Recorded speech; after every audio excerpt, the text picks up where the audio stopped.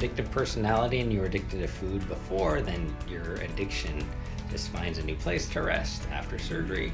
So that's why in particular, I tell people to stay away from alcohol for at least half a year, but preferably over a year.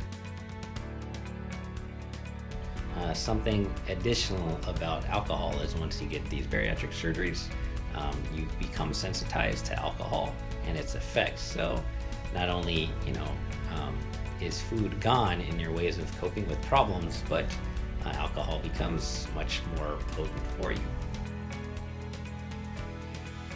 If they can't turn to food, they may turn to other things, other addictive things.